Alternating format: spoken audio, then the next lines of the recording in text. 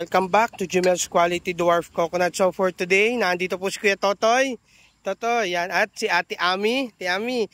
So yan, tuturuan po namin kayo kung paano natin itatanim yung ating mga takunan green dwarf.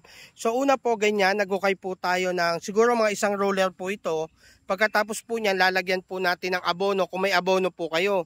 So yan, isang dakot po ng abono, ito po ay asin at urea pinagsama. Kung tawagin po ito ay paupo. So ayan, lalagyan muna natin dyan sa loob. Tapos, Kuya Totoy, tabunin na konting lupa. So ayan, nilagyan natin ng lupa. So ayan, kung tawagin ay paupo.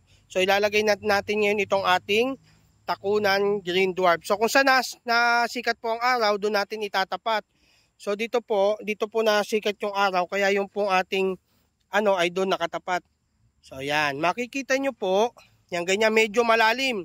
Pero ang pagtatabon po niya ay hindi po sila nilalahat. Ate Ami, tabon. Ito, Totoy. So, ayan. Okay, bilis-bilis na kaunti. O, yan. So, pag natabunan natin gano'n, siksik.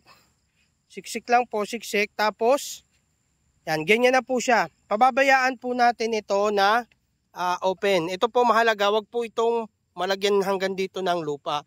So, ganyan lamang po kasimple magtanim ng dwarf coconut. So, maraming salamat po. Thank you and God bless.